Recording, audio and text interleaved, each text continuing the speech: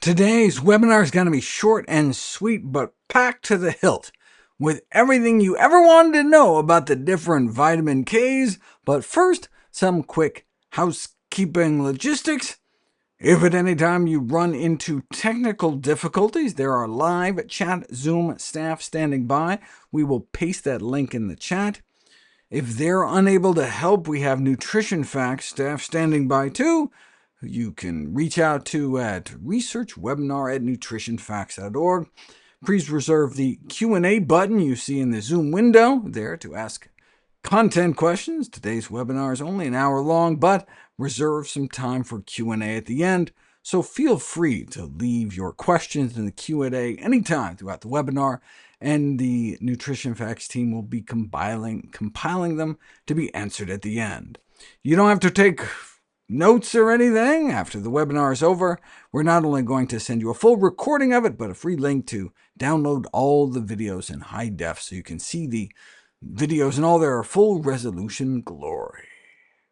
Today's webinar is based on a video we created just for this webinar, but should be on Nutrition Facts in about 2 months' time. But you get to see it right here, right now, entitled The Purported Benefits of Vitamin K2. Should you take K2 supplements? Let's find out. Vitamin K. Wait, I know about vitamins A, B, C, D, and E. What happened to vitamins F, G, H, I, and J? It's not alphabetical. Vitamin K stands for coagulation, or at least it does in German. That's the fundamental role vitamin K plays, helping the blood to clot. But over the last few decades, there's evidence that it has other roles in the health of our bones, heart, and brain. Kind of reminds me of vitamin D. We know vitamin D is important for bone health, but then there's been all sorts of other controversial functions ascribed to it, some of which have been proven and some disproven. What about vitamin K? For bone health, for example, is the link between vitamin K and osteoporosis myth or reality? It turns out the findings on vitamin K in bone are conflicting and unclear. It doesn't help that some of the major trials were found to be problematic, to say the least, as in likely fraudulent, containing impossible data, with investigators admitting to complete fabrication. And so if you do a systematic review eliminating any fraud, we find there's no evidence that vitamin K supplementation affects bone mineral density or vertebral fractures. What about the heart? Vitamin K supplementation for the prevention of cardiovascular disease.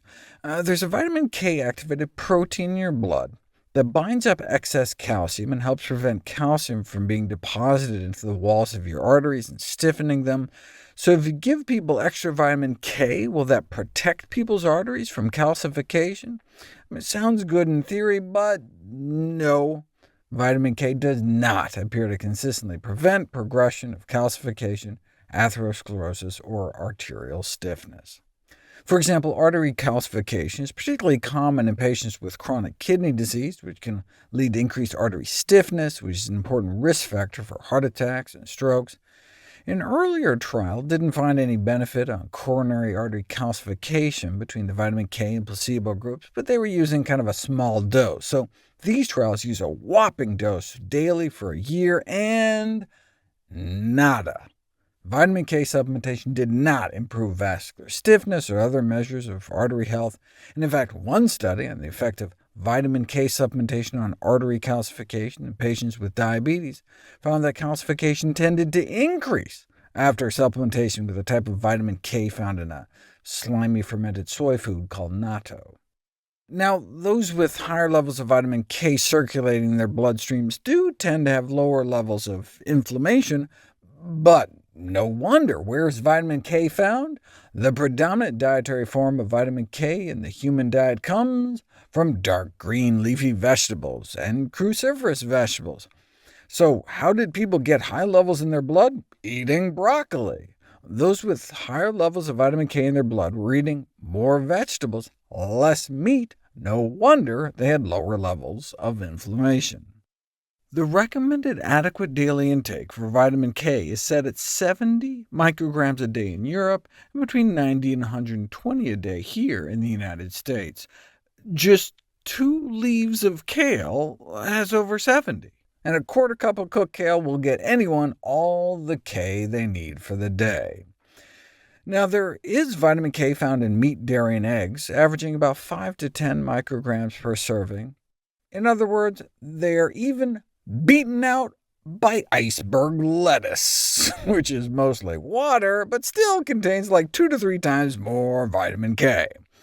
But that's vitamin K1. What's found in animal products is mostly vitamin K2. Do you need K2? Apparently not. Once you get enough plant-based K1, there's no established requirement for K2, because it hasn't been proven that K2 has effects that are different from K1. They both act the same way in the body, thus there's not even enough data to take K2 into account at all.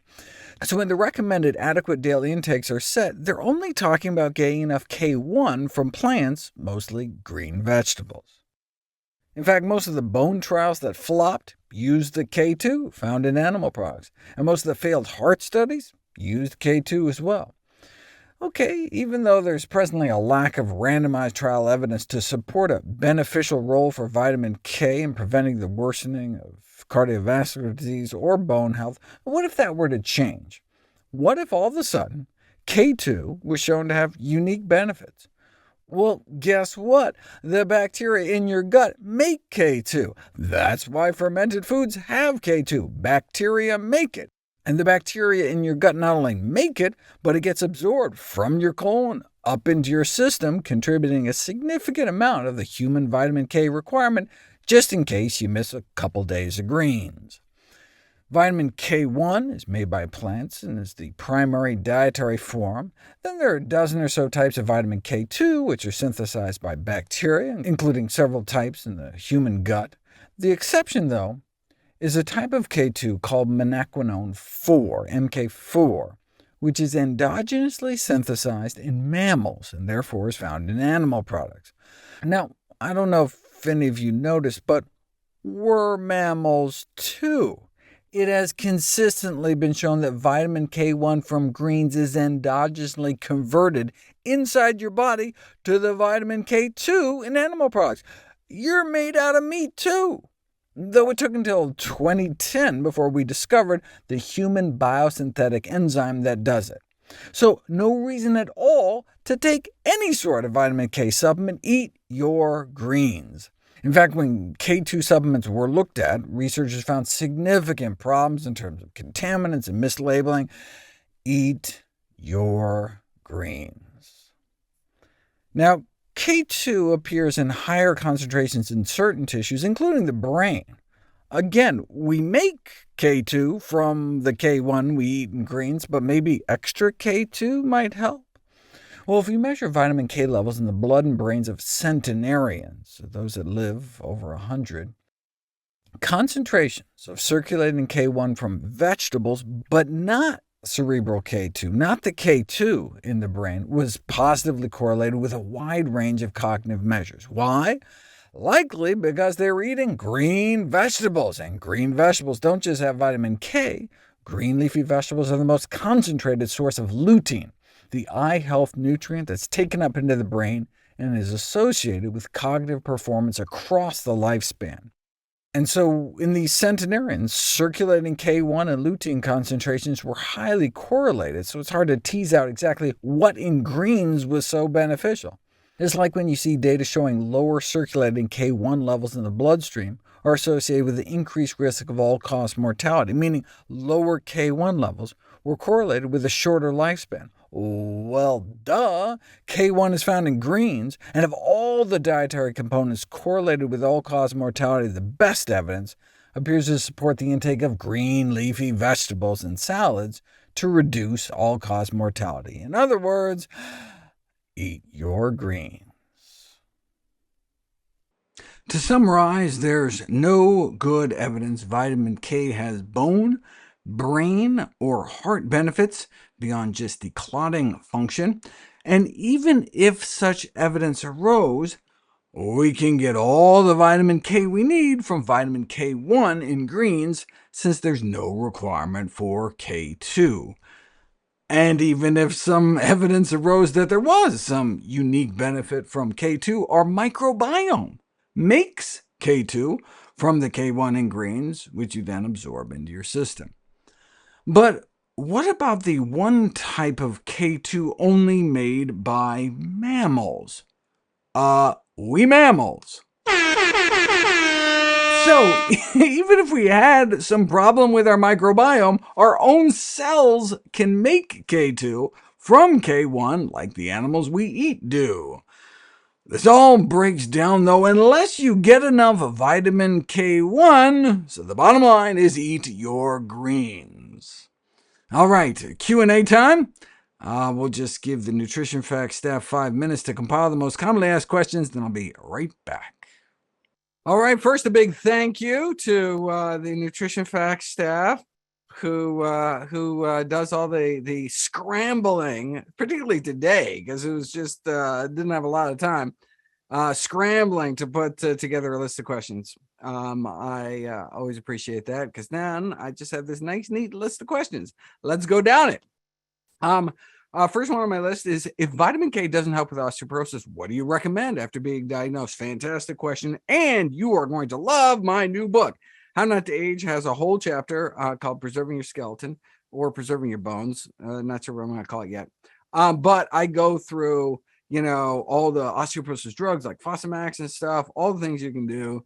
And so I was just asked yesterday in an interview about it, and so I actually pulled up the chapter and tried to go through it. And it's just a huge amount. And so that's really the bottom line, is that's going to be the most detailed analysis. But the take home, probably the most important thing you can do, use it or lose it, is weight-bearing exercise, right? Astronauts lose 2% of their skeletal mass every month in space because their body's like, why am I making a skeleton if you're not going to use it?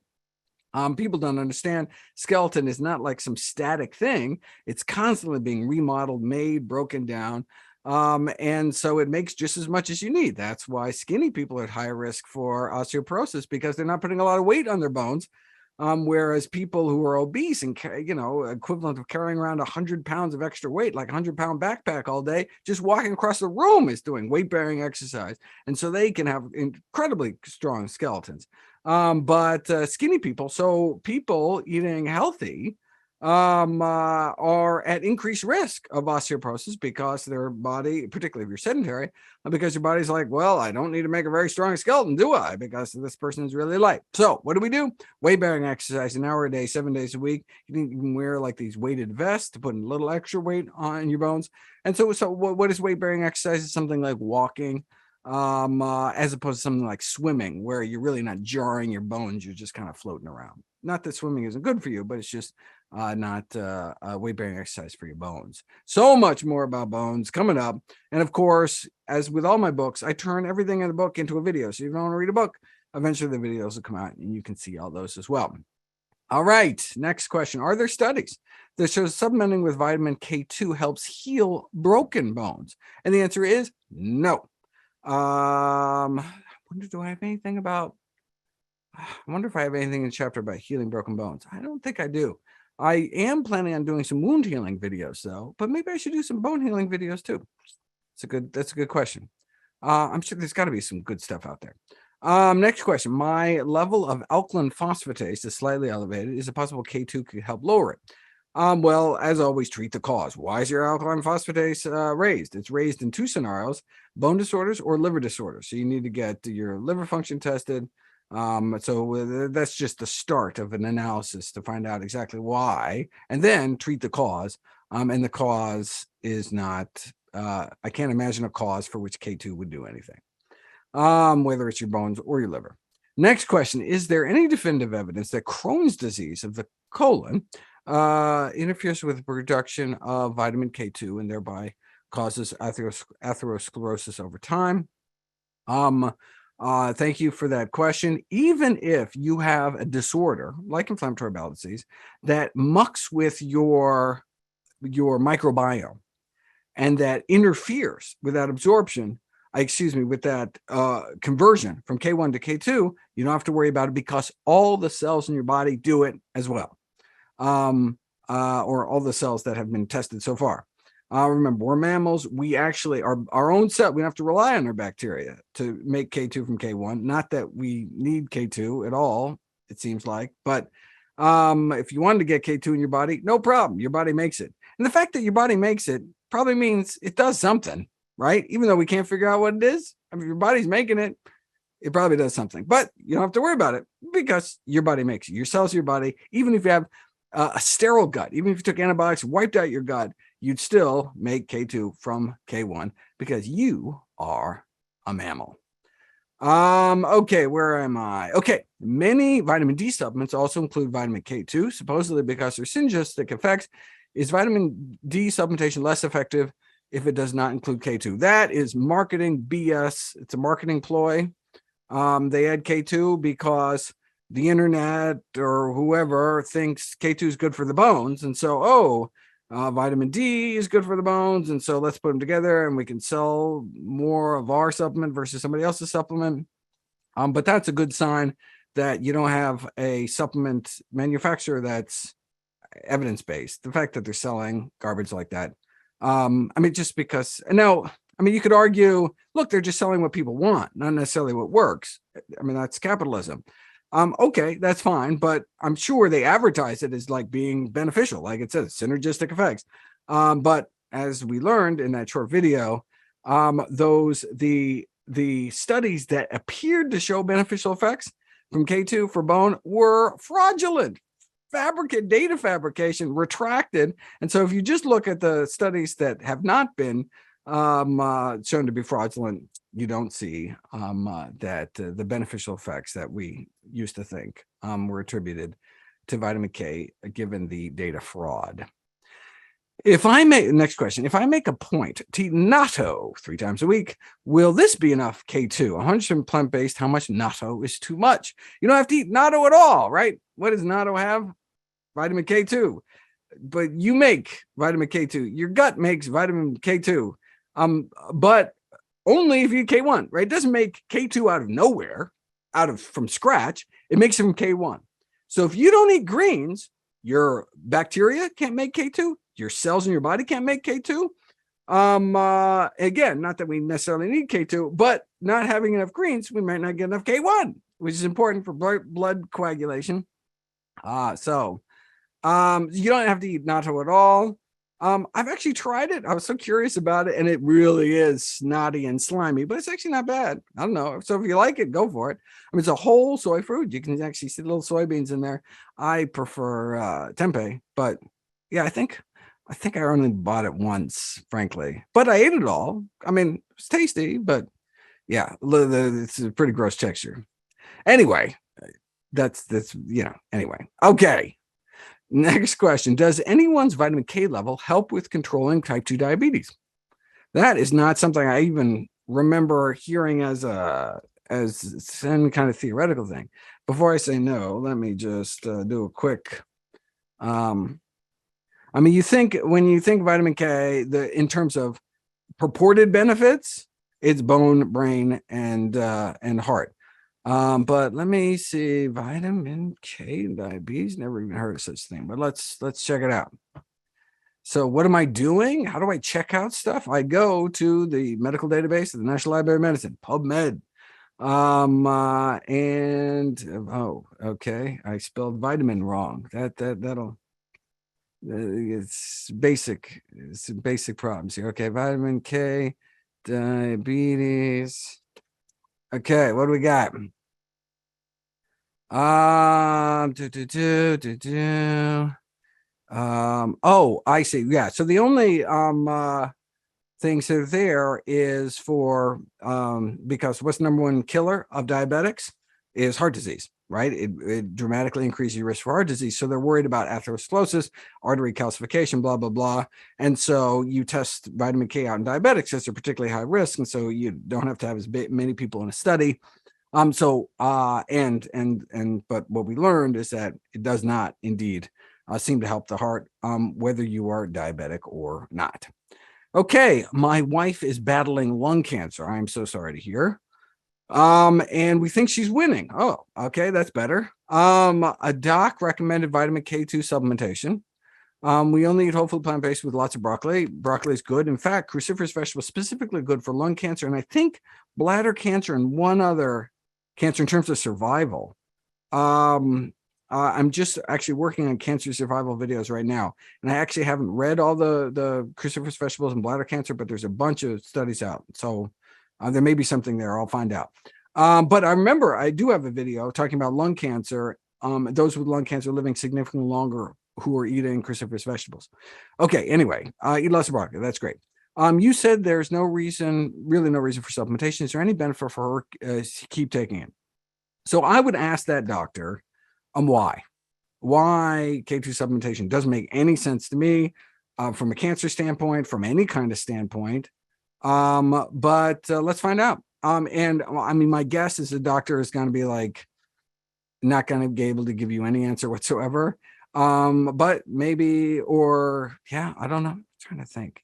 I can't even think of all right. Well, hey, let's, we got a second here. I'm doing a PubMed search right now. Okay. All right. Lung cancer, vitamin K. Okay. Let's see.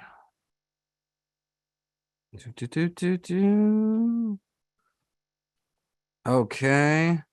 We got prostate cancer.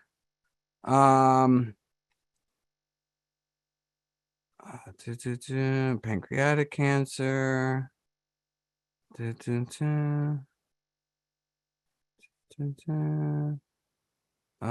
not seeing anything. Yeah, I'm not seeing anything. Lung cancer. They're talking about anticoagulants and effects of chemotherapy. People can get thromboembolism, blood clots. Blah, blah, blah, blah, blah. Yeah. All right. Not seeing anything.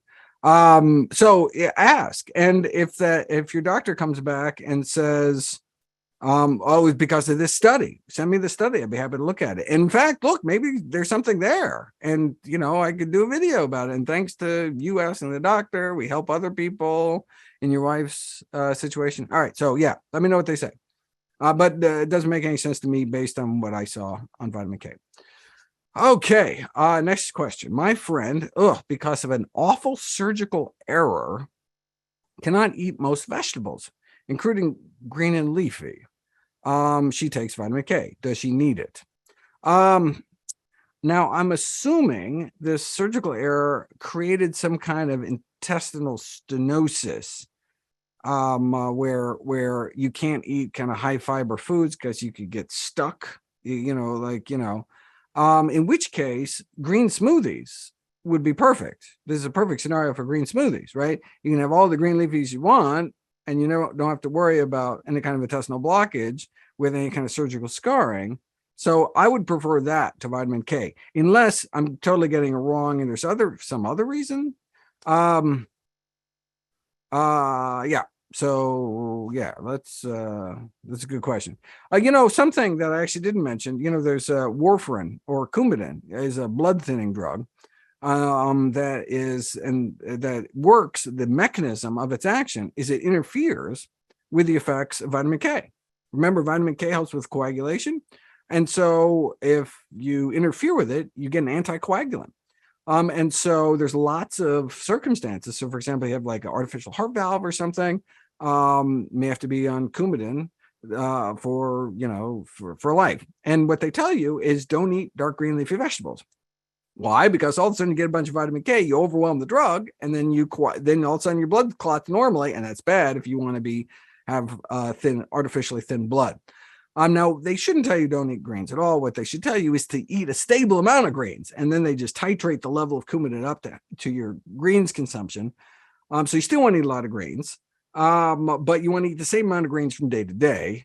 So then they can keep the level of Coumadin, and they can measure the effects of that with something called INR, so they can just match it.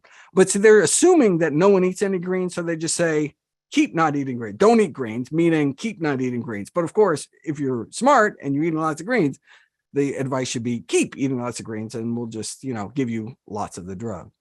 Okay, anyway, next question. Does cooking affect vitamin K2 content in greens? Now, greens don't have K2, they have K1, but of course your body turns the K1 into K2, so does your bacteria in your microbiome. But so changing that question to, does cooking affect K1 content in greens? And I am going to say no. It's not something I ran across. And when they do these studies, they're typically giving people cooked greens, but I wonder if there's any kind of decrement. Cooking, let's see, vitamin K cooking effects. Oh,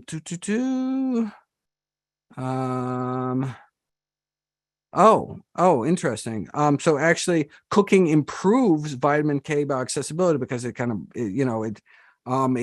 it swells and breaks open the cell walls.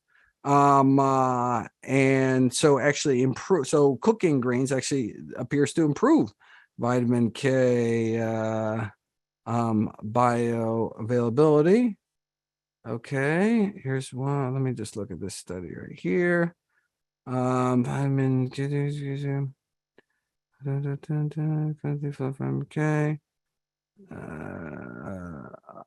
All right. So, all right, let me just actually look at this really quick. They're talking about microwaving. Let's see if I have a. There we go. Microwave. Okay, microwave broccoli, for example. Vitamin E. We don't want vitamin E. We want vitamin K. All right. Where'd you go? Vitamin E. Huh? Not there. All right. So I'm gonna say no, but if I find anything different, I will let folks know over social media. Because I hate getting stuff wrong. But it does not look like it's a significant difference. So you should eat greens in whichever way will get you to eat the most of them. Okay, precision vitamin A, broccoli. Vitamin K. Vitamin K. Oh, there we go. Vitamin K, raw broccoli. Oh, yeah. Okay. There we go. So raw broccoli, the retention of vitamin K was 1.54 milligrams per kilogram. And whether you steam it, blanch it, or boil it, or microwave it, actually goes up. So that's good. So it improves the bioavailability. There's other vitamins like beta carotene, for example. Is you get more beta carotene in your blood supply eating cooked carrots and raw carrots, more lycopene from cooked tomato products like tomato paste compared to raw tomatoes. So it looks like vitamin K is a very similar thing. But you can get. Remember how I said a single leaf of kale was like what, half your dose, something like that, or and a quarter cup was like more than you need in a whole day. A quarter cup of cooked greens, and so it's such a small amount of greens that you need, even if there was more bioaccessibility in cooked greens. It does not take many raw greens to get there either. Remember how iceberg lettuce had a whole bunch. So eat greens whichever way will get you most of them. And remember, my daily dozen recommendation is for at least a serving of greens a day and a serving of cruciferous vegetables, which tends to be green leafy and as well. Okay, where are we? Okay. Doc, what is your favorite green? Arugula, question mark? Arugula is my favorite raw green. Oh, actually, no, I would say purslane. Purslane is totally yummy. It's this crazy weed that grows out of the cracks in the sidewalk. But you can actually cook it. I mean, you can actually grow it. And it's really cool. It's tasty. It's got a little tart bite to it. Delicious. But you can't buy it. Well, I was gonna say you can't buy it commercially. I think I found it like a farmer's market once, but anyway. And then favorite cooked greens, probably lacinato kale, that dinosaur kale, that really dark, kind of almost black kale. Although I just tried for the first time sweet potato greens. Why? Because grew a lot of sweet potatoes. And guess what? Sweet potatoes didn't make any sweet potatoes. It just made a lot of greens. It like put all its energy into greens and didn't make me any sweet potatoes. But that's okay. I ate big bags of sweet potato greens. So that was cool. And they were tasty, but favorite's probably still lacinato kale. Okay. The question is, what about K3 through K7? Those are different types of K2. So there's like 14 different types of something on the order of 14 different types of K2. And so that's what we're talking about. And so everything other than K1 is considered K2. Okay, is there any sort of feedback loop mechanism which controls the conversion of vitamin K1 to K2 based on vitamin K2 supplementation? Oh, interesting. So this person is thinking, well, if you actually take vitamin K2 pills, which I don't recommend, and I even noted that even if you wanted for some reason to take them, when they actually take them off the shelves, there's all sorts of problems in terms of contamination and not having what it actually says it has. But anyway, if you were actually taking actual K2, would your body downregulate the conversion from K1 to K2? Good question. I don't know. I wouldn't be surprised. Wouldn't be surprised, but I do not know that.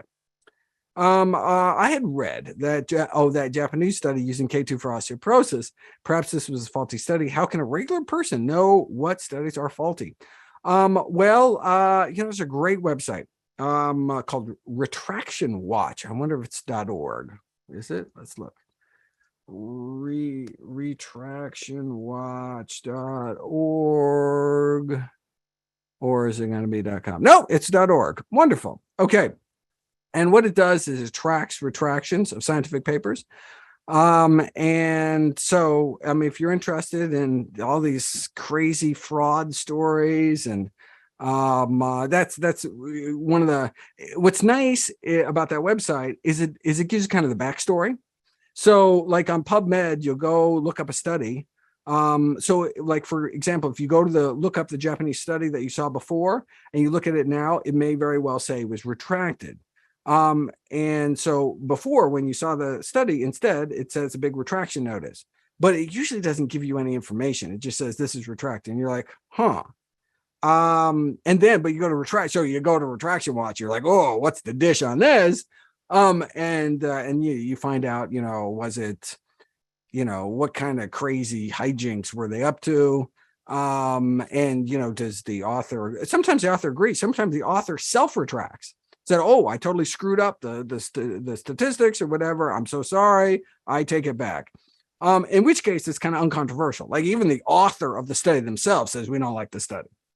Other times, the scientists actually, it's pulled by the journal, but the scientists disagree and say, no, it should not have been retracted. In fact, there's a really fascinating case that I want to do a video about. I don't know if it's a little risky legally, but I'm gonna do it anyway. So Herbalife, there's this big gazillion-dollar multi-level marketing company, Herbalife. They make lots of supplements all over the world.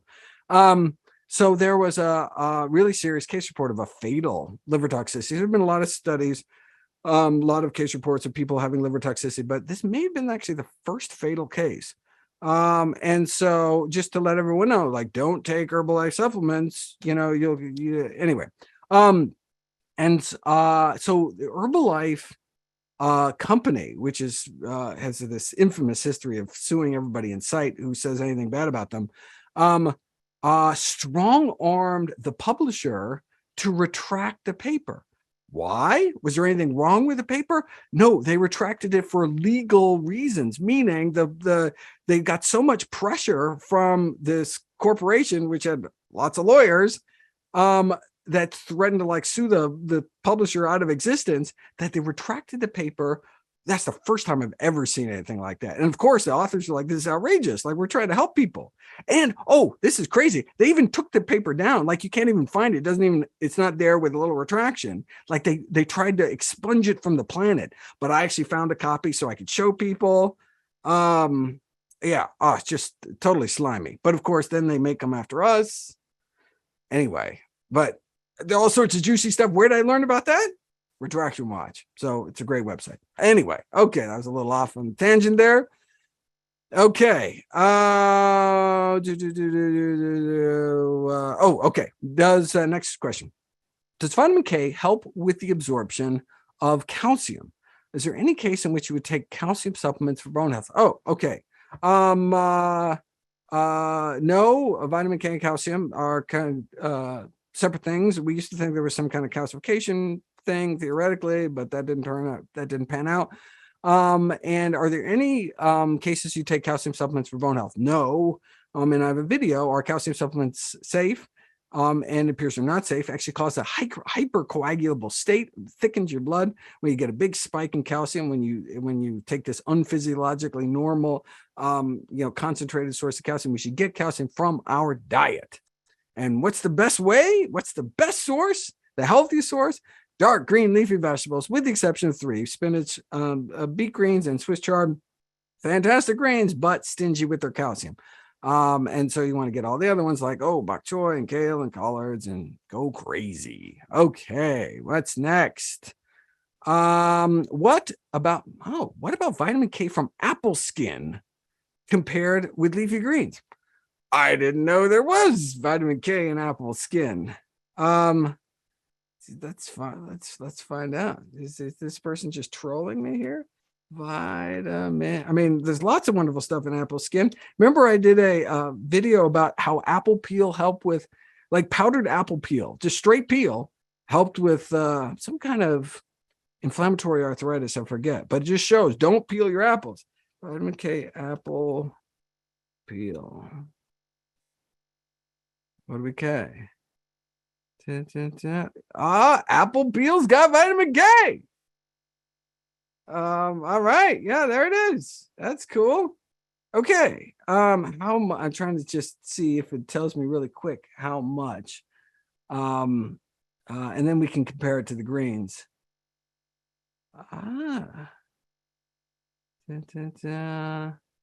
Large red apple.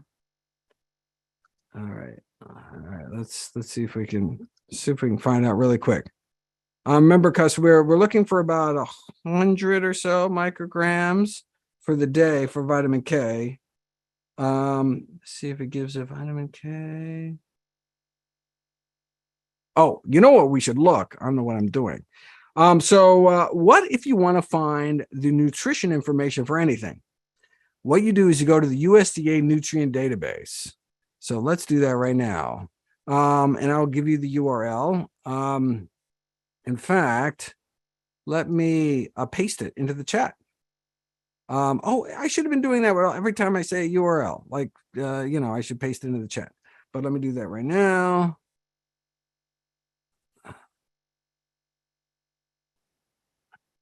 Okay, where's the chat? Chat. Chat. Okay, here is the USDA nutrient database. In fact, researchers from all over the world come here. This is your taxpayer dollars, hard at work in a really good way. So they've looked at, there must be 100,000 or more foods, like everything, like, breakfast cereals, real food, whole food. Okay, so, and it gives all the types of apples. I'm going to click on Fuji just to see what we see. And I'm not seeing any vitamin K. Let me see. Apple. It's possible they just didn't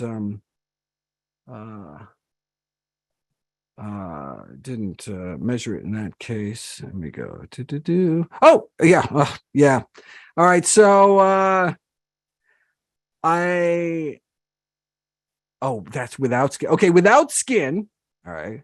Without skin, an apple has less than 1 microgram. You'd have to eat 100 peeled apples a day to get enough vitamin K. So, but let's see with skin. Oh my God. The problem is the website's too good.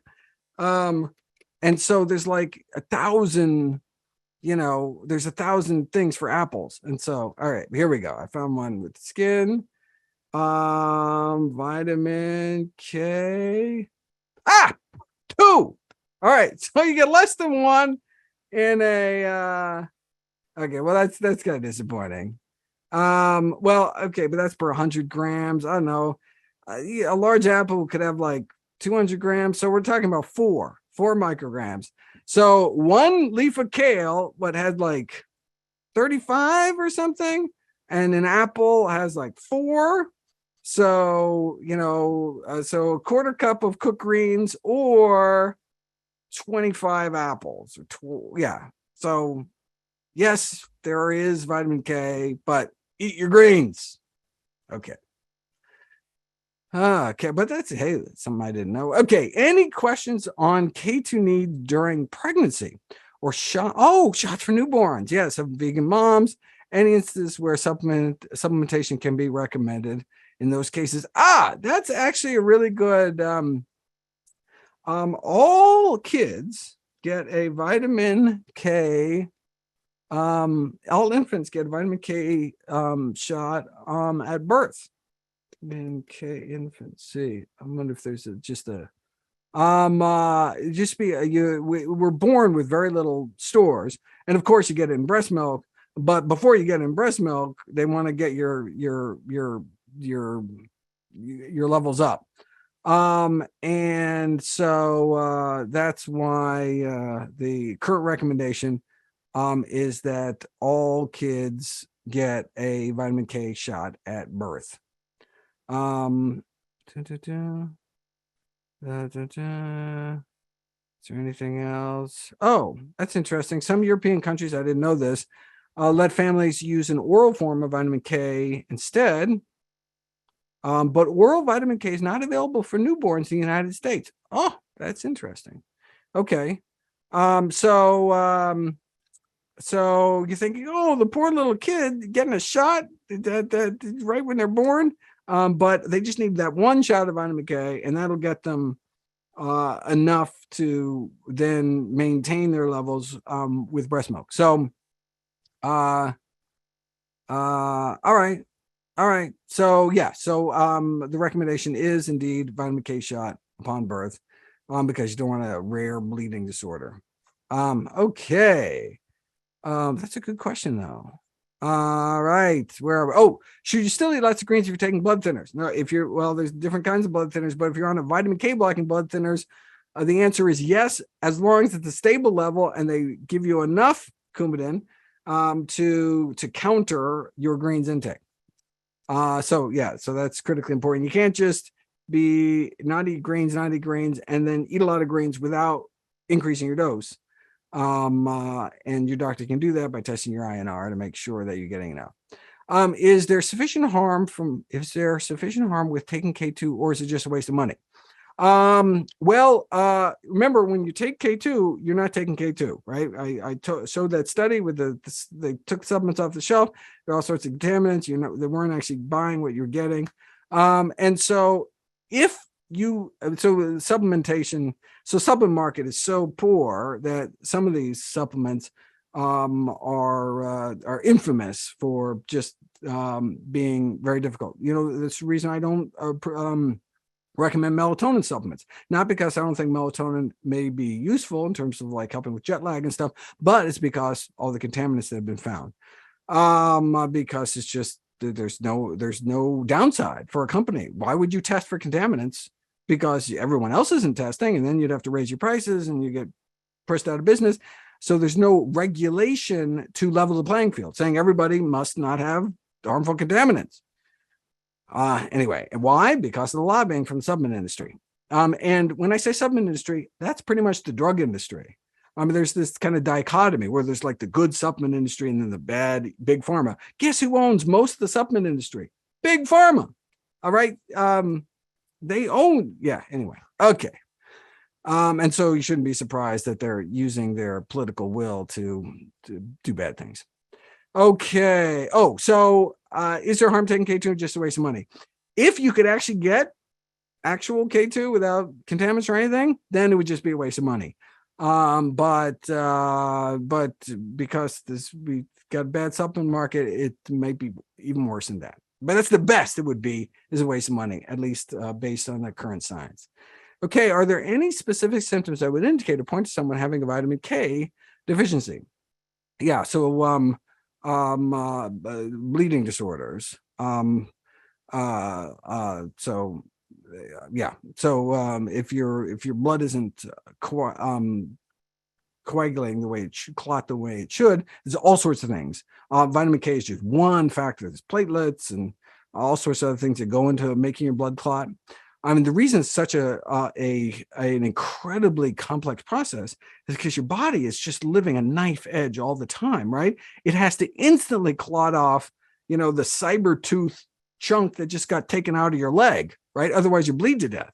So it has to at any moment like clot off like crazy. At the same time, if you're not bleeding or being bitten, you have to be super, super liquid. Otherwise, you clot up your brain, your heart, and you die in an instant, right? That's what causes about 90% of strokes, causes heart attacks, is clotting where there shouldn't be clotting.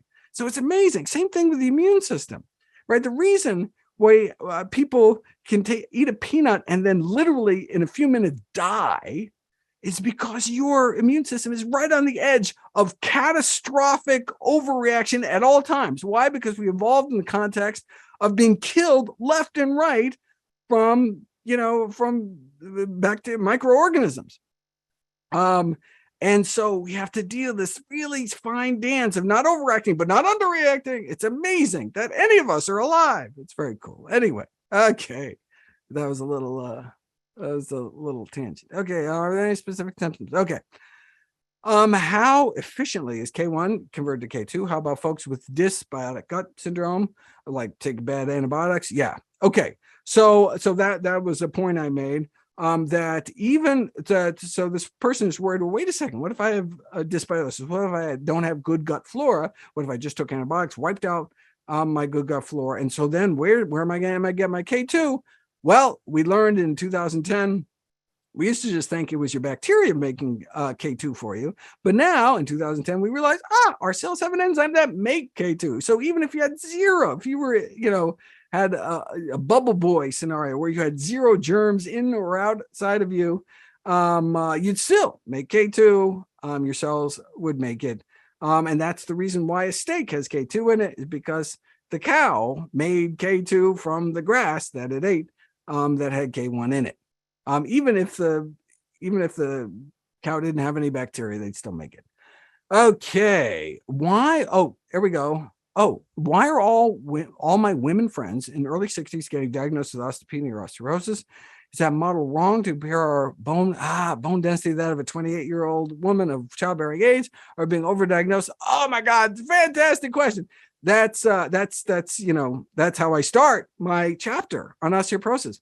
So when you're, you get the Z-score, you get the score saying, whoa, you are a standard deviation lower than you should be on your bone mineral density. Quick, we got to put you on drugs. We got to do all this other stuff. That's not compared to people your own age. That's compared to a young person. So, I mean, it's normal for men and women to lose bone mass with age.